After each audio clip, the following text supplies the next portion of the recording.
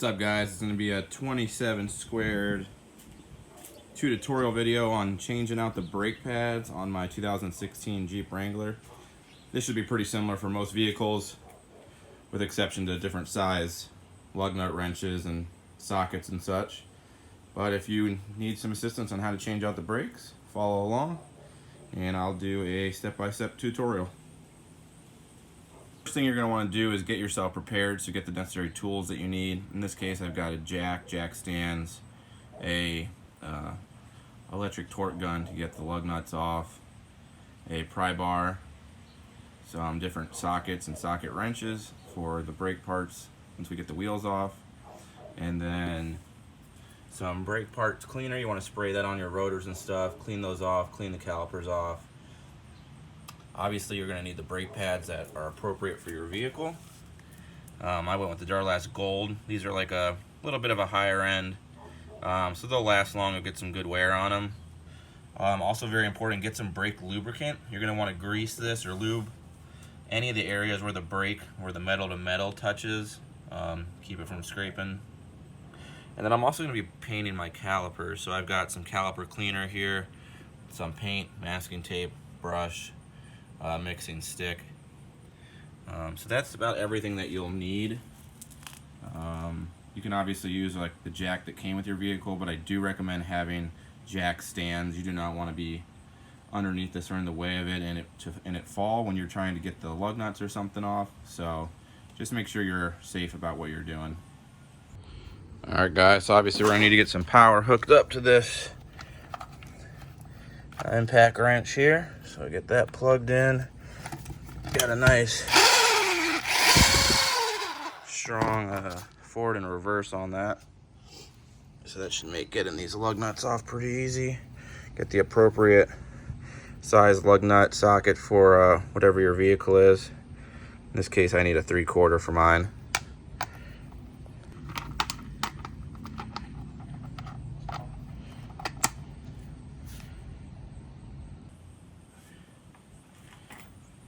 And we're going to go ahead and get these off, loosened up.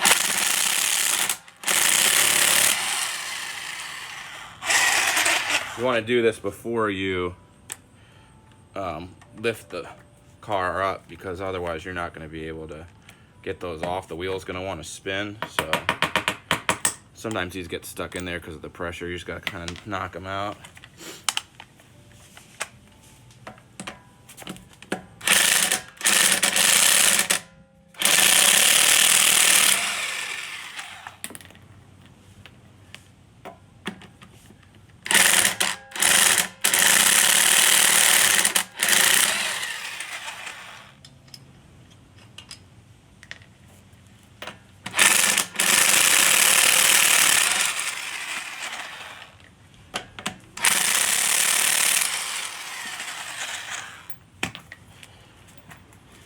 Get all your lugs off there.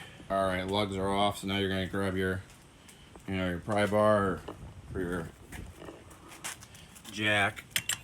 And this bad boy is going to jack up. So you'll want to find the mounting point underneath your vehicle. Let me get this up a little bit real quick.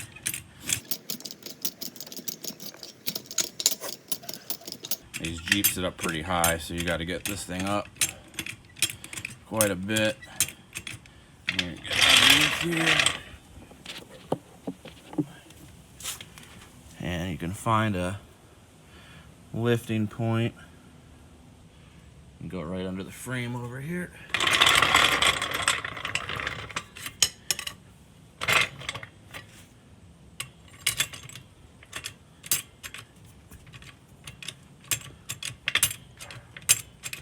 We'll get this up just enough to get the jack stand under there.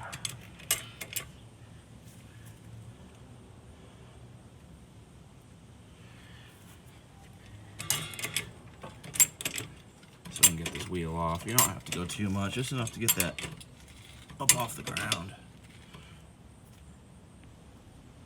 This jack stand under there.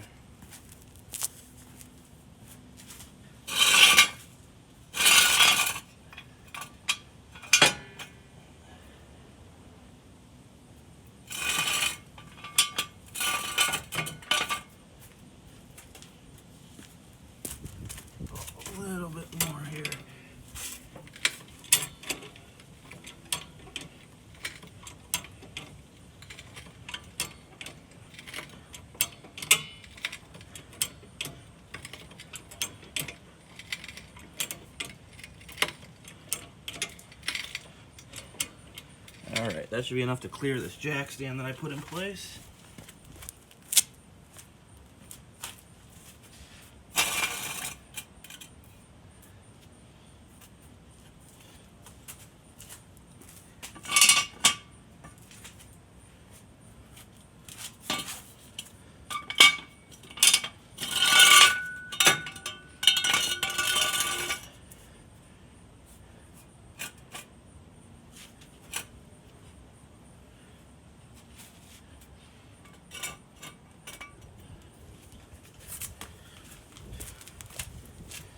Alright, and once you've done that, you'll have to lower the jack.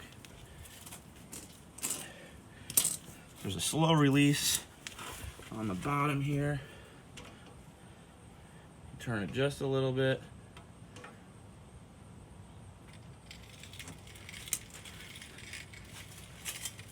So with the pressure out of the jack, you'll see it falls right on the jack stand there. Alright, so as you can see, we've got the jack stands underneath there. That's holding it in place. I leave the actual jack in place just as an extra safety precaution, but realistically you shouldn't need it. I've even got two 2-ton jack stands under there. Again, not necessary, but for me, I always like to be better safe than sorry, especially since I'm doing this myself. If it were to fall or something, there's nobody here. So jack stands are up. Lug nuts are off. We'll pop this wheel off and take a look at the insides. So we've got all of our lug nuts here. We'll just set those aside. And we're going to pop this wheel off.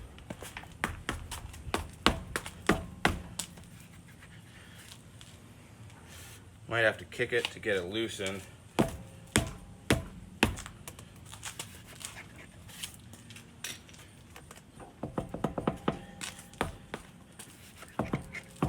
There we go, pop that off. These giant Jeep wheels are pretty damn heavy too, so be careful with those. You know, just set that aside.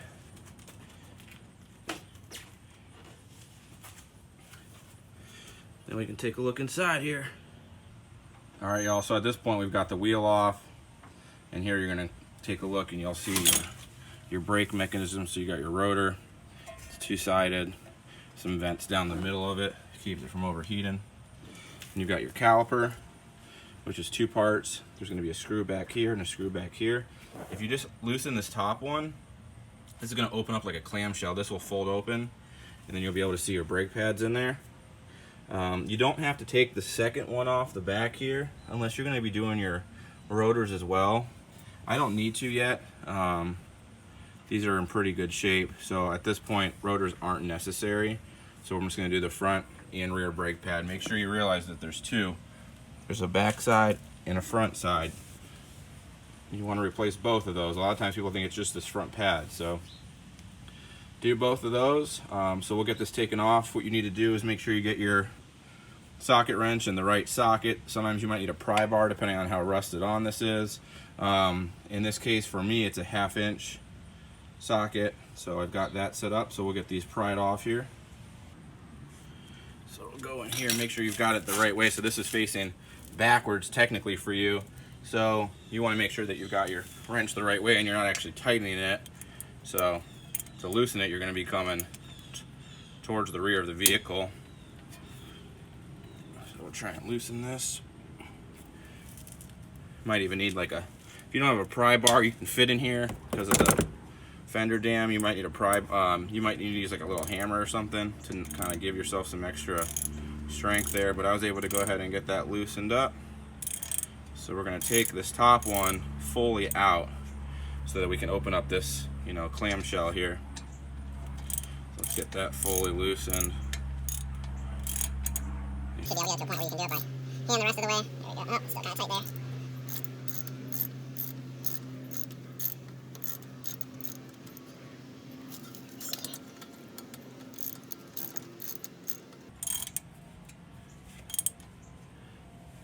So it looks like I need to get a wrench to hold this here because it's just spinning together.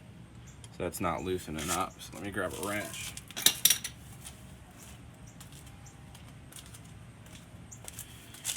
Have to hold this in place on the inside while we do that.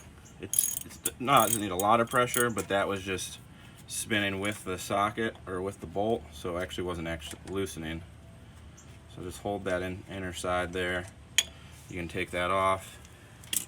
Okay, this probably need like a flathead screwdriver depending on how old your vehicle is and how rusted up or grody this is. So you'll have to pull this open. So it just opens up there. Be careful not to pull it down too far or anything, because your brake lines are right here.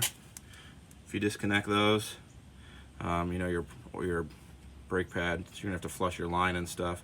So be careful about that. You do also want to make sure that you slightly loosen up your brake fluid cap in your engine bay, because when you go to compress these calipers here in a moment, that's going to try and flush that line out. You want to let the air go, so be careful with that. Now it looks like on my Jeep, so this is the first time I've changed these myself. In previous setups, this brake line was long enough that you could fold this all the way down without having to really, like you were pulling on it too much. You can, but it's tight, so just be careful. You might be better off actually undoing that second one and setting this on something, so that way you don't have that issue. So I'm actually going to do that just to be better, just to be safe here. So we'll undo this rear one also. Maybe if I can get it off.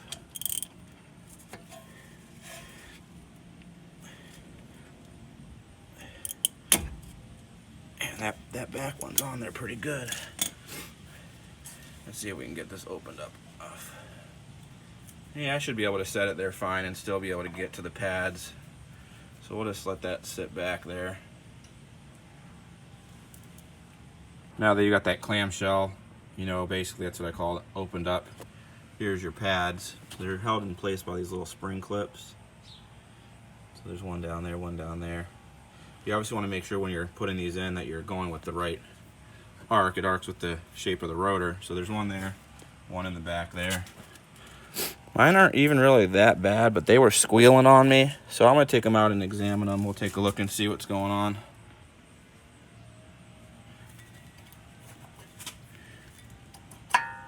So you have to clip down the top, clip at the bottom. Should be able to just pull those out. So that's just going to slide out there. And you got your back side, your front side. Again, they don't look that bad. I'm going to examine these against my new ones and see how much I've gone through.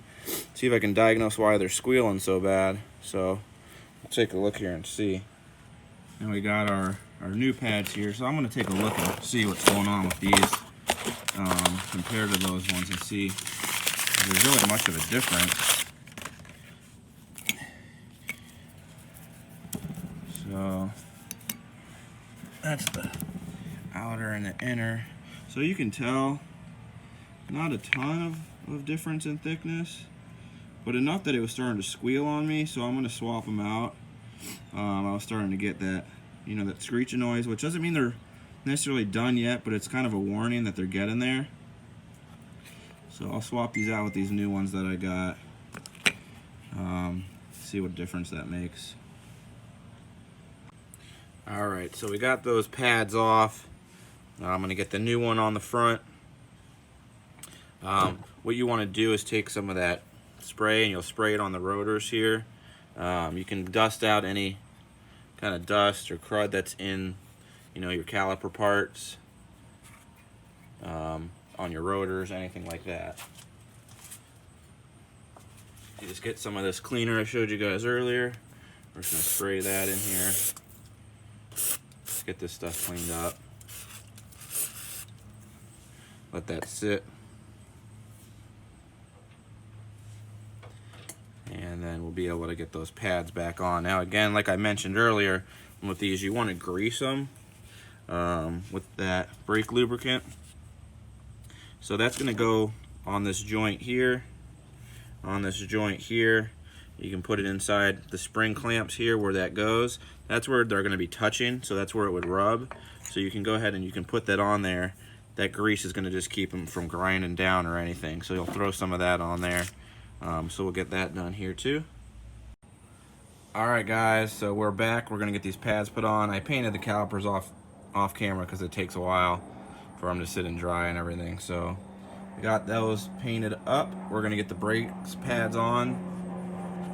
So we're gonna grab our grease, our brake lubricant here, and we'll get that opened up. Little tear line here.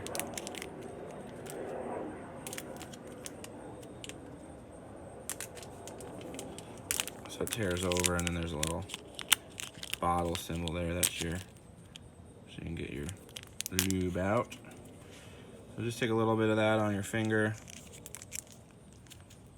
and we're gonna put that on this joint here. Right in there where that's gonna fit inside the clamp on the actual brake mechanism there. So get some on both sides, top and bottom.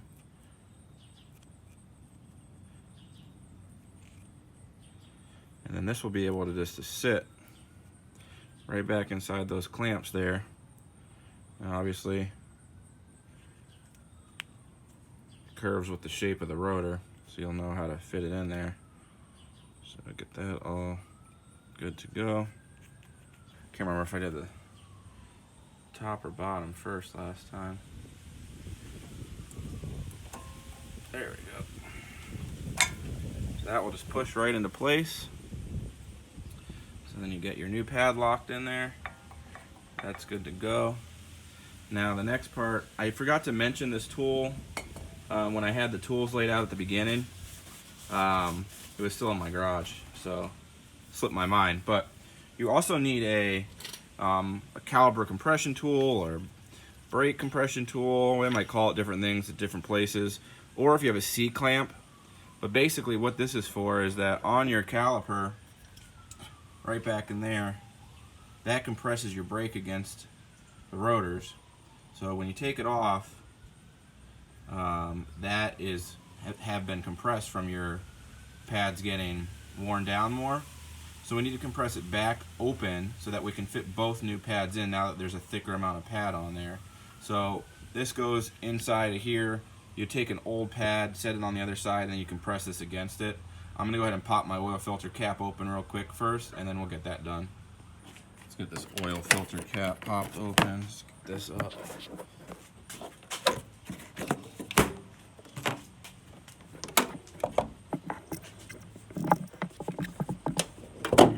Alright, so pop this up.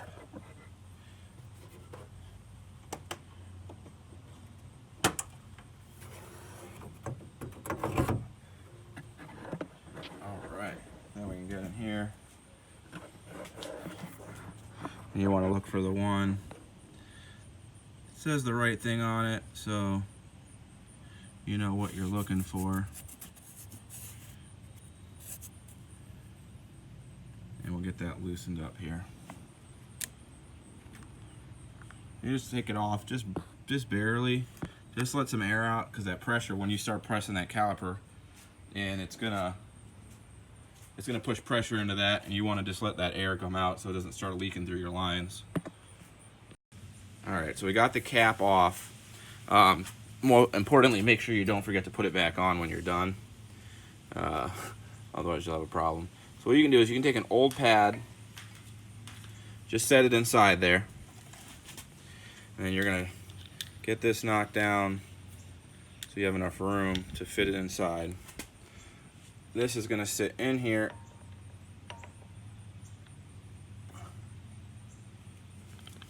Still need to close it up more.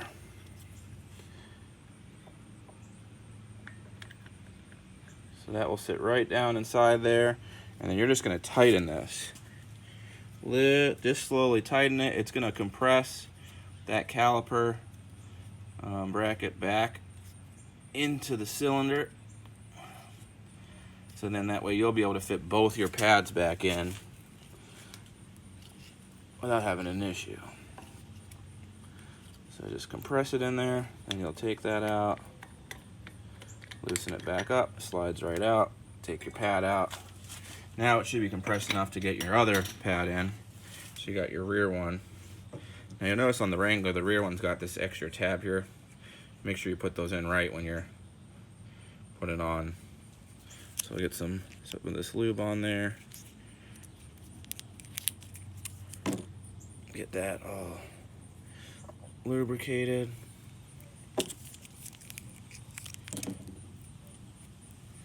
Anywhere where that metal on metal is going to touch, basically.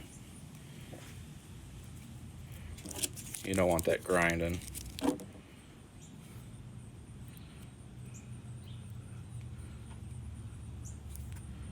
And then the back one's a little bit more tricky to put on because, well, obviously it's in the back and it's a little bit harder to see. But we'll get this one put into place.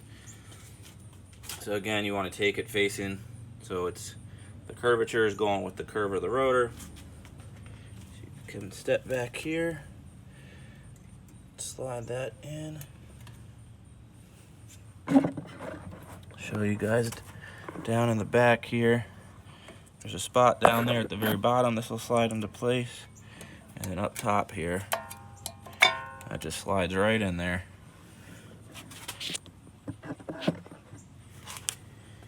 So you got both pads back in place, and then what we'll have to do is we're going to close this clamshell back up over top both your pads. We'll get it locked back up. Alright, so what we're going to do is we're going to go ahead and push this back over top there. It's going to come back into place. You're going to have to clamp or push in that little bracket there because that's where it's going to lock in. So it sticks out a little bit because it's been decompressed. So you have to push that back in so you can slide that back down in there. Then we're going to go ahead and put that screw back on that we had from earlier, that bolt. So we'll grab that.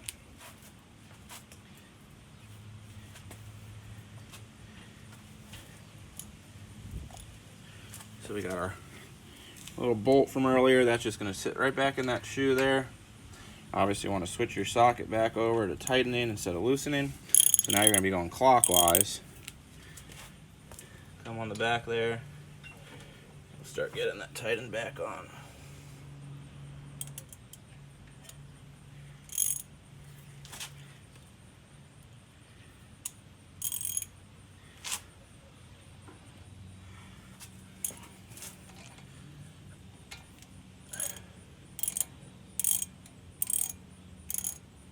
Now again, like earlier, you're probably going to have to grab your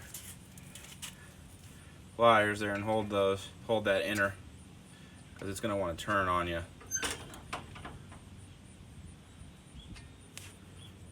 So you'll have to kind of do that.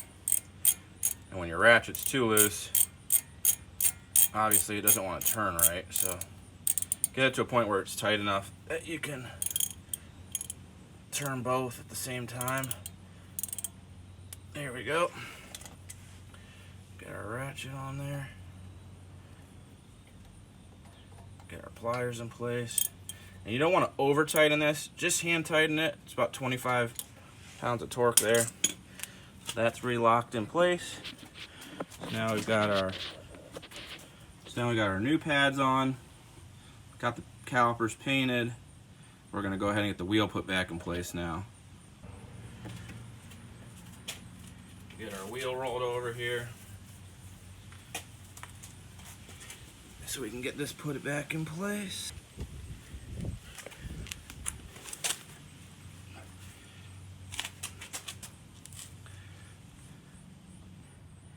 So we'll look to get those lugs lined up inside there. Again, these wheels are pretty heavy, so you got to try and boost up on something so you can get it lined up.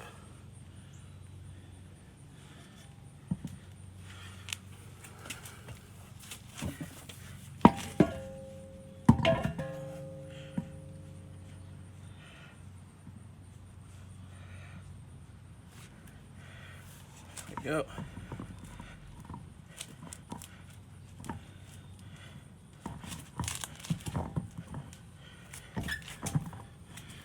Lined up just enough that we can get one of these lug nuts back in place, hold it there. And you want to go on the star pattern when you're putting these back on. So we get those popped in there like that. We'll grab our torque wrench again.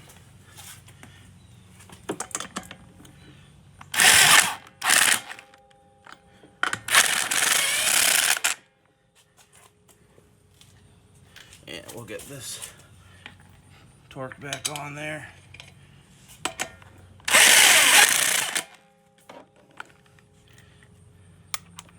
A little at a time, each one.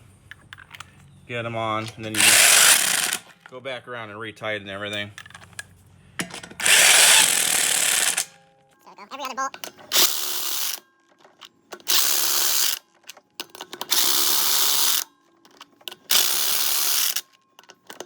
Go around a couple times. Make sure they're all tight in. And then once you have it back on the ground, you can torque wrench it and make sure everything's in place. And as you can see, those red calipers, just give it a nice look. Just stands out. I did the black, white, and red accents on my Jeep pretty much, so I did my front hook's red. Rear tow hook is red as well. I use the same caliper paint on the hooks. But we got that back on there, so we can go ahead and start getting the jack stands out and get it back on the ground. We'll move on to the next one. So what we're gonna do is we're gonna have to re-jack this up enough that we can get the jack stands out from under it, and then we'll lower it down. And your jack stands have a quick release that will hit. Just hit these. That's gonna drop it.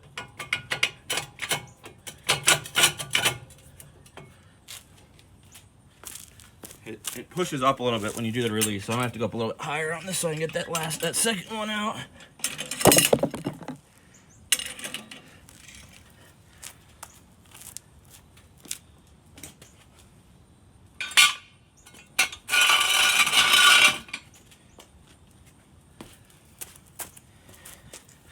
Then you'll take your wrench again, hit that little knob. It'll slowly lower it down. Don't do it too quick. You don't want to hit yourself in the head. There we go. Brings the jack back down. Car's lowered. Alright guys, so we're back down on the ground. It's locked up. Remember, you want to make sure you tighten up your brake fluid cap. You can close up shop. It's the exact same process for the other side. I'm not going to show you it. For the front, the back's the same, except you just have different pads. Your hood put back down.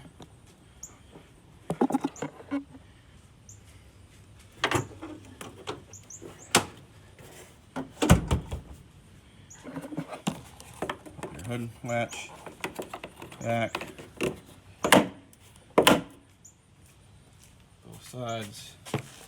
And you guys just learned how to change brakes.